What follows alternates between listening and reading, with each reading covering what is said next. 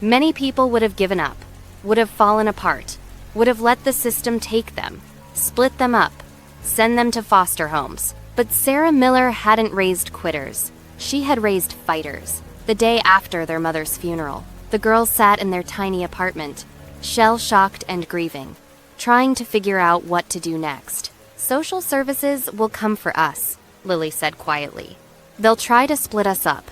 Not many foster families can take 3 teenagers. Then we don't let them," Emma said. "We're almost 18. If we can survive until then, we age out of the system. We stay together." "How do we survive?" Grace asked. "We have no income now, no adults to sign for things." They looked at each other, and in that moment, a silent understanding passed between them. They had already been adults for years, really. They had been taking care of themselves, running a business, managing a household. The only thing that changed was that now it was official. Emma got a job at a grocery store, working the evening shift. Lily ramped up their website business, taking on more clients, working late into the night. Grace started a small business selling handmade crafts online, jewelry, art, anything she could make and sell. They told the school administrators that their aunt had come to live with them, a fiction, since they had no aunt.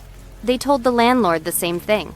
They forged signatures when necessary. They lied, cheated the system, did whatever they had to do to stay together and stay in school. They pooled every single cent they earned. They lived on rice, beans, and whatever was cheapest at the grocery store. They walked everywhere to save bus fare. They wore the same clothes until they fell apart. They never bought anything that wasn't absolutely necessary. But they stayed in school. They kept their grades perfect. And they kept coding. Late at night, after homework and jobs and chores were done, they would sit together around their one laptop and code. They built more complex websites. They created apps. They learned new programming languages. They entered competitions and won prize money. "What if we created something bigger?" Emma said one night, about 6 months after their mother's death. "Something that could really help people. Not just websites for small businesses, but something meaningful." "Like what?" Grace asked. "Think about Mama," Emma said. "Think about how hard it was for her to find work. She had skills she could clean better than anyone. She was reliable, honest, hardworking. But she had no connections, no network, no way to find better jobs. What if we created something that connected people like her with opportunities?" Lily's eyes lit up. A platform, an app, something that helps people from poor backgrounds, people with skills but no connections, find work. Not just find work, Grace added, getting excited now, but also training, resources, a community, a way out of poverty.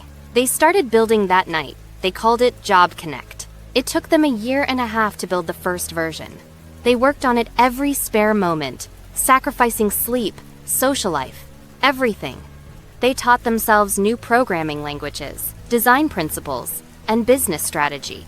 They learned about databases, user interfaces, and security protocols. They launched Job Connect 2 months before they graduated high school. The first version was rough, buggy, but functional. It connected job seekers with employers, focusing specifically on people from disadvantaged backgrounds. The first month, they had 50 users. The second month, 500. By the time they graduated high school, they had 5,000 users and had successfully placed 300 people in jobs. They were 18 years old, officially adults now, running a business from their tiny apartment, surviving on hope and determination and the lessons their mother had taught them. College wasn't an option. They couldn't afford it, but they didn't need college. They had each other. They had their mother's lessons. They had their brilliant minds. And they had a mission to help people like their mother, people who worked hard and deserved better, but had been failed by every system that was supposed to help them. Job Connect grew.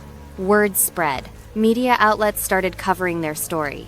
3 teenage girls, raised in poverty by a single mother who worked herself to death, now building a platform to help others escape the same fate. Investors started calling. At first, the girls said no. They didn't trust anyone, didn't want to give up control. But as the platform grew, they realized they needed capital to scale, to reach more people, to make a bigger impact.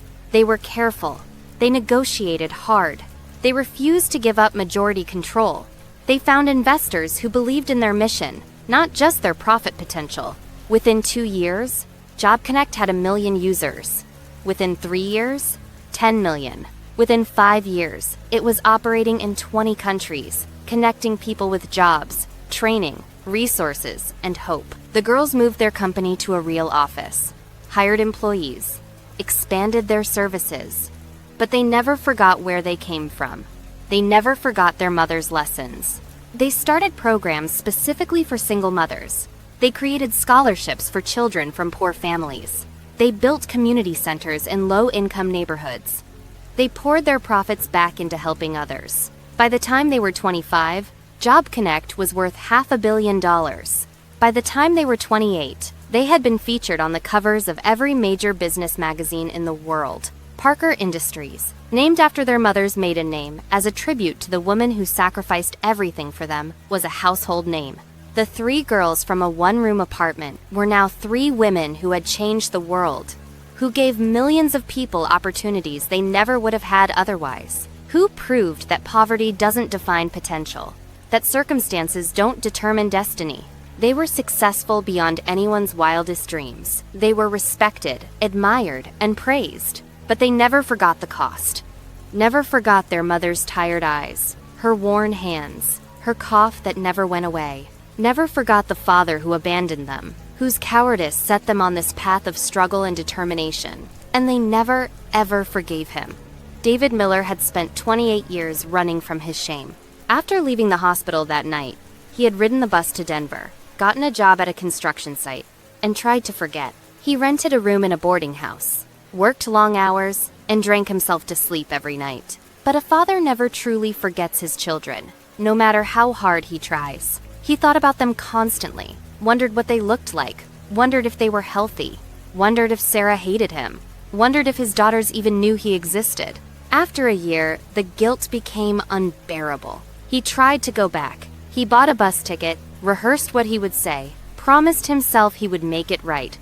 But when he got to the town, when he saw their apartment building, when he imagined facing Sarah's eyes, he couldn't do it. He sat on a bench across the street for 3 hours, watching the building, and then he bought another ticket and left. He was a coward. He knew it. He hated himself for it. But knowing you're a coward and finding the courage to stop being one are 2 different things. He moved to different cities over the years: Portland, Phoenix, Chicago, back to Denver. Each time trying to outrun the guilt, the shame, the constant ache of knowing he had abandoned his family. He never remarried, never had other children. How could he? He had already proven he couldn't be trusted as a father. He was too broken, too weak, too fundamentally flawed. He worked construction jobs, saved no money, lived in cheap rooms, and drowned his thoughts in alcohol. This was his penance, he told himself. This lonely, miserable existence was what he deserved. He thought about them every single day. On their birthday, September 15th, a date burned into his brain. He would drink himself unconscious, hating himself, missing them, grieving for the life he could have had. When they turned 10, he imagined their faces. When they turned 16, he wondered if they had boyfriends, if they were happy, if they ever thought about him. He never tried to contact them, never sent money, never even drove by their apartment again. He told himself this was for the best, that they were better off without him, that his presence would only cause more pain. He was 51 years old when he first saw them on television. He was in a bar in Atlanta, drinking his dinner, when the news segment came on. 3 young women, identical faces, receiving an award for their humanitarian work. Parker Industries, the anchor said. Emma, Lily, and Grace Parker, the triplets who had built a billion-dollar company from nothing. David stared at the screen, his drink forgotten. Those faces, he knew those faces. They looked exactly like Sarah. The same eyes, the same smile, the same strength radiating from them. The segment told their story. Single mother, poverty, hard work, their mother's death when they were teenagers, their determination to succeed, their mission to help others. When they mentioned their father had abandoned them at birth, the camera zoomed in on Grace's face as she said, "We don't talk about him. He's not part of our story. Our mother is our story." She's the hero. David felt like he had been shot. He stumbled outside and vomited in the alley behind the bar. He collapsed against the wall and sobbed. Huge, racking sobs that shook his entire body. He had missed everything. Their first words, their first steps, their first day of school, their birthdays, their graduations, their struggles, their triumphs. He had abandoned them in their darkest hour, and they had become lights that shone for the whole world to see. And Sarah. Sarah was dead. She had died 10 years ago, and he never knew. She had worked herself to death because he wasn't there to help. She had carried the burden alone because he was too much of a coward to stay. He couldn't live with that knowledge. He couldn't breathe with that weight on his chest. 6 months later, the doctor told him he had liver cancer. Advanced. Inoperable. 6 months to live. Maybe a year, if he was lucky. David wasn't sure if lucky was the right word. Did he want more time with this guilt? More time knowing what he had done? But he knew one thing. He couldn't die without seeing them. Without trying, at least, to say he was sorry. He didn't expect forgiveness. He didn't deserve forgiveness. But he needed them to know that he never stopped thinking about them. That abandoning them was the biggest mistake of his life. That he was sorry, so desperately sorry, for everything. He sold everything he owned, which wasn't much. He bought a one-way bus ticket to where Parker Industries was headquartered. He arrived with $300, a terminal illness, and a heart full of regret. He found a homeless shelter that would let him stay. He cleaned himself up as best he could, and then he went to their building. He stood outside for days, hoping to catch a glimpse of them. Security kept shooing him away, but he kept coming back. Rain or shine, he was there, watching, waiting, hoping. 3 weeks later, on a rainy evening, he finally saw them. Grace was leaving the building late, as usual. Emma and Lily had already gone home, but Grace often stayed late, working on new initiatives, reviewing proposals, handling the details that kept their company running smoothly. She was scrolling through her phone as she walked toward the car, not really paying attention, when something made her look up. An old man sat on the sidewalk across the street, soaking wet, staring at the building. She had seen homeless people around before. Parker Industries donated heavily to homeless shelters and always gave money to those who asked. But something about this man made her stop. Maybe it was the way he looked at the building, like it held everything he had ever loved and lost. Grace crossed the street slowly. As she got closer, she saw his face more clearly, weathered, tired, ill. But those eyes, she had seen those eyes before. In one faded photograph, her mother had kept hidden in a box, a photograph the girls had found after she died. "You," Grace whispered, her voice shaking. The old man looked up at her, and his face crumbled. Tears began streaming down his cheeks. "Grace," he whispered, "your Grace. I can see it. You have your mother's fire in your eyes, her determination." Grace felt like she had been punched in the stomach. "Don't you dare in Astacatacly," she said, her voice rising. "Don't you dare talk about my mother. You don't have the right to speak her name." The commotion drew attention. Emma and Lily, who had decided to wait for Grace after all, came running out of the building. "Grace, what's wrong?" Emma called out. Then she stopped dead in her tracks. She saw the old man, saw Grace's face twisted in pain and rage, and she knew. Somehow, she just knew. "It's him," Grace said, her voice hollow. "It's our father." The word father sounded like poison coming out of her mouth. It felt wrong, giving that title to this stranger who shared nothing with them but DNA.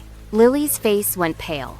She moved to stand beside her sisters, the three of them forming an unconscious line of defense against this man who had haunted their lives by his absence. David struggled to his feet, his body weak from illness and malnutrition. He looked at his 3 daughters, grown women now, successful, powerful, everything he had never been, and felt the full weight of 28 years of cowardice crushing down on him. "I know I have no right to be here," he began, his voice hoarse. "I know I have no right to even look at you, but You're right," Emma cut him off, her voice like ice. "You have no right. No right to be here. No right to speak to us. No right to exist in our world. Please," David's voice cracked, Please, just let me explain." "Explain what?" Lily spoke for the first time, and there was something worse than anger in her voice. There was curiosity, cold and clinical, like a scientist examining an interesting specimen. "Explain how you walked away from your wife and 3 newborn babies. Explain how you left us when we were hours old. Explain how you let our mother work herself to death because you were too much of a coward to stay." Each word was a knife, precise and devastating. David felt them all, welcomed them even. He deserved worse. "I was scared," he whispered. "I was young and stupid and terrified. I didn't think I could provide for you. I thought—" "You thought?" Grace's laugh was bitter and harsh. "You thought? Did you think about what would happen to us? Did you think about Mama having to work 2 jobs, 3 jobs, barely sleeping, destroying her body to keep us alive? I didn't know. You didn't want to know," Grace shouted, and people on the street stopped to stare. "You ran away because it was easier than staying. You chose the easy path, the coward's path, and you left us to suffer the consequences of your weakness." David was crying now, tears streaming down his weathered face. "You're right. You're absolutely right. I was a coward. I am a coward. I've spent every day of the last 28 years knowing that. Living with that. Hating myself for it." "Good," Emma said coldly. "You should hate yourself. We hate you. We've hated you every day of our lives. Do you know what it's like to grow up knowing your father thought you were so worthless, such a burden, that he couldn't even stay long enough to meet you?" "I never thought you were worthless," David said desperately. "I loved you. I saw you through the nursery window, and I loved you so much it terrified me.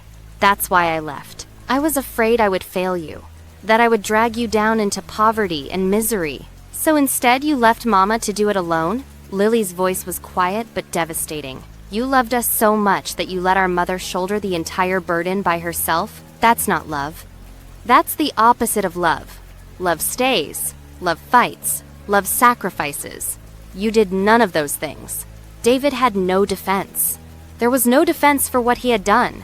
He had known that when he came here, but hearing it from their lips, seeing the pain he had caused written on their faces, was worse than any punishment he could have imagined.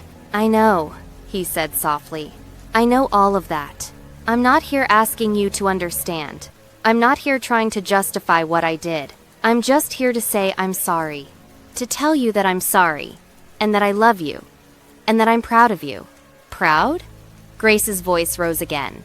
"You're proud of us? How dare you? How dare you feel pride in what we accomplished? You had nothing to do with it. You weren't there when Mama worked herself to exhaustion. You weren't there when we went to bed hungry. You weren't there when we wore clothes with holes in them to school. You weren't there when Mama died and we had to figure out how to survive on our own. You get no credit. You get no pride. You get nothing from us." A small crowd had gathered now, drawn by the commotion. Some people recognized the Parker triplets. Their faces were famous enough, and were watching with interest and sympathy. "I know I don't deserve to feel proud," David said, his voice breaking. "I know I have no right to any of your success, but I've watched from a distance. I've seen what you've built. I've seen how you help people like your mother, people who are struggling and just need a chance. You've become everything I should have been and never was. We became this despite you," Emma said, "not because of you. Our mother made us who we are. Her sacrifice, her love, her lessons. She's the reason we succeeded. You're just the reason we had to fight so hard in the first place." David nodded, accepting this truth. "Sarah," he whispered. "How is she? Can I see her? Can I tell her I'm sorry?" The 3 women looked at each other, and something passed between them. Then Grace spoke, and her voice was filled with a cruelty born of deep, unhealed pain. "You want to see our mother? You want to apologize to her?" Grace took a step closer to him. "You're 10 years too late. She died when we were 17, worked herself to death trying to be both mother and father to us. Her heart gave out. Her kidneys failed. Her liver was damaged from years of malnutrition. She was 42 years old, and her body was that of a 70-year-old woman because she gave everything to keep us alive and give us a chance at a better life." David felt the world tilt beneath him. Sarah was dead, had been dead for 10 years. He had missed his chance to ever make it right with her, to ever tell her he was sorry, to ever thank her for doing what he should have done. "No," he whispered, falling to his knees on the wet sidewalk. "No, no, no, Sarah. Oh God, Sarah, don't you dare cry for her now," Lily said, her voice shaking with rage. "Where were your tears when she was dying? Where were you when she needed you? When we needed you?" "I didn't know," David sobbed. "I didn't know she was sick. I didn't know she died. I should have been there. I should have helped. I should have." "Yes, you should have," Emma interrupted. "You should have been there from the very beginning. But you weren't. And now it's too late. Mama is gone. We grieved for her. We buried her. We moved on with our lives. And you? You don't get to be part of that grief. You don't get to share in that loss. You gave up that right 28 years ago when you walked out of that hospital." David looked up at his daughters through his tears. They stood above him like three avenging angels, powerful and terrible and completely beyond his reach. He had lost them before he ever had them. He had lost Sarah without ever saying goodbye. He had lost everything because of his own cowardice. "I'm dying," he said quietly. "Cancer. 6 months, maybe less. I know I don't deserve your forgiveness. I know I don't deserve anything from you. But I'm going to die, knowing I made the biggest mistake of my life. And I can never fix it. I just wanted you to know that I never stopped thinking about you. That I've followed your success from a distance. That I know what you've built, what you've become. And I'm sorry. I'm so sorry for everything." The three women stood silent for a long moment. Around them, the crowd watched, some with tears in their eyes, feeling the raw emotion of this confrontation. Finally, Emma spoke, and her voice was steady and cold. "You want to die with a clear conscience? You want us to absolve you so you can go peacefully? Well, we won't. We can't.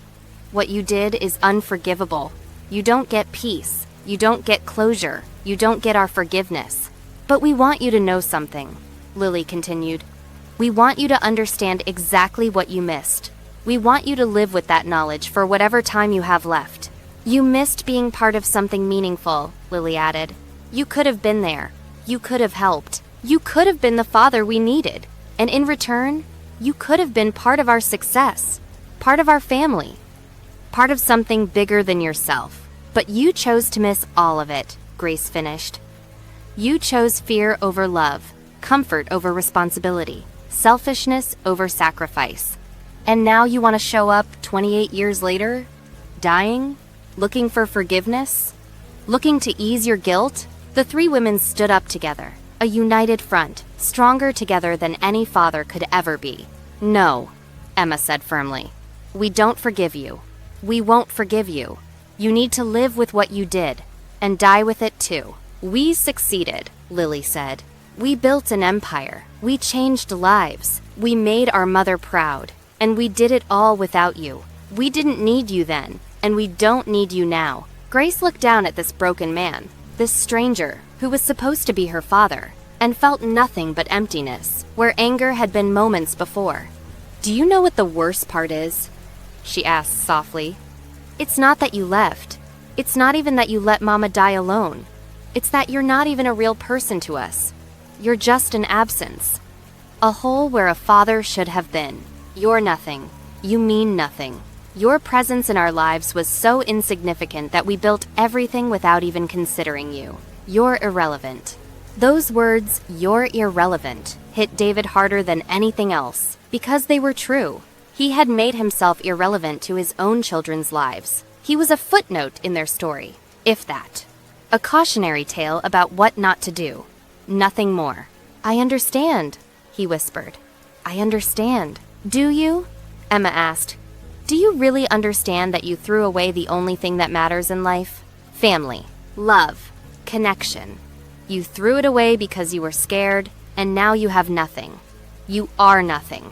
And when you die in a few months, alone, with no one to hold your hand or mourn your passing, maybe then you'll truly understand what you lost." Lily took a deep breath. "We have a company to run, people who depend on us, lives to change. We don't have time for this. We don't have time for you. Thank you for being such a failure that we had no choice but to succeed." David felt each word like a physical blow. They were destroying him with the truth, and he welcomed it. This was his punishment, and it was just. "I'm sorry," he said again, though he knew the words were meaningless now. "I'm so sorry. I love you. I've always loved you." "Love is not a word," Emma said coldly. "Love is action. Love is sacrifice. Love is presence. You gave us none of those things, so don't talk to us about love. You don't know what the word means." Grace crouched down one more time, getting close to his face. "Go away," she said quietly, but with absolute finality. "Go back to wherever you came from. Live out your remaining months alone, just like you've lived the last 28 years. Don't come back here. Don't try to contact us. Don't write to us. Don't show up at our events. You are dead to us. You have been dead to us since the day you left that hospital. And when you actually die, we won't come to your funeral. We won't mourn you.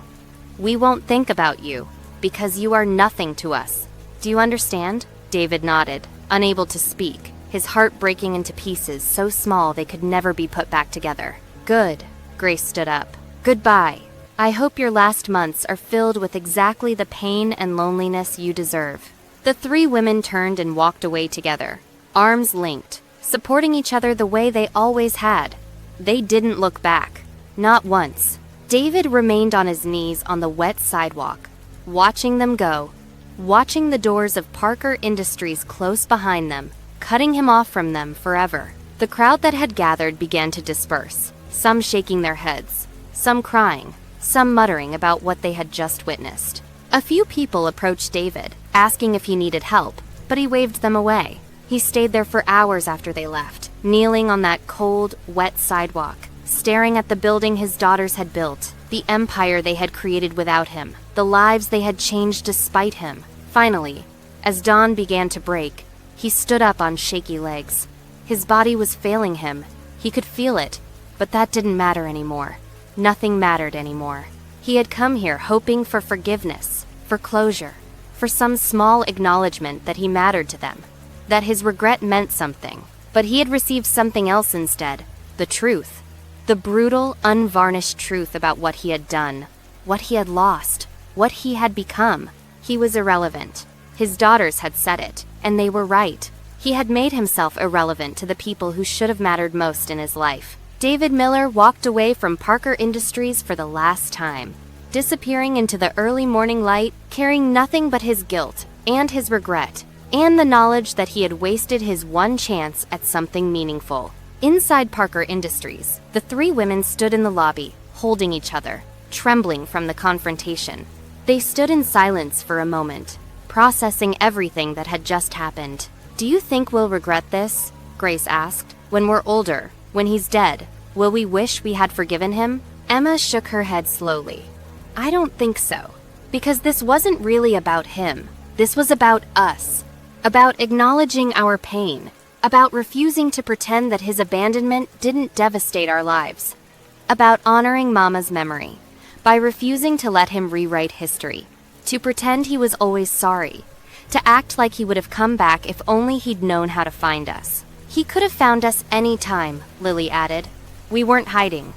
Mama was in the same apartment for 18 years. He could have found us whenever he wanted. But he only showed up now, when we're successful, when we don't need him anymore. And when he's dying," Grace said bitterly, "when he wants to ease his conscience, that's not love, that's selfishness." Even his apology was selfish. They were quiet for another moment. They walked toward the elevator together, arms linked, three women who had survived abandonment, poverty, and unimaginable hardship to build an empire that changed millions of lives. Behind them, the rain continued to fall, washing away the marks on the glass where an old man had pressed his hands, erasing the last physical trace of his presence from their building, from their lives. David Miller died 4 months later in a homeless shelter, alone, with no one holding his hand, no family to mourn him. The shelter staff found him in his bed one morning, his face peaceful in death in a way it never was in his final years of life. They went through his meager belongings, looking for next of kin. They found a worn photograph, the only possession he seemed to care about, kept in his wallet, protected in plastic. It was a newspaper clipping, carefully cut out and preserved. The headline read, "Parker Triplets donate $100 million to single-parent support programs." Beneath the headline was a photo of 3 women standing together, arms around each other, smiling at the camera. On the back of the clipping, in shaky handwriting, someone had written, "Emma, Lily, and Grace, my daughters. I'm sorry. I love you. I'm so proud of you." The shelter staff tried to contact Parker Industries to inform them of his death. They were told politely but firmly that the Parker sisters had no father, that there was no relationship, and that they did not wish to be contacted about this matter. David Miller was buried in a pauper's grave, a small marker with just his name and dates. No epitaph, no flowers, no mourners. To all the single parents working multiple jobs, sacrificing everything for their children, you are heroes. To all the children who grew up without one parent but thrived anyway, you are survivors. And to everyone who thinks that biology automatically entitles someone to forgiveness, it doesn't. Forgiveness is earned through actions, not owed because of blood. Some wounds are too deep. Some absences are too profound, and that's okay. We are not required to forgive those who destroyed our lives, even if they're sorry, even if they're dying, even if they're family. Protecting yourself is not cruelty. It's survival.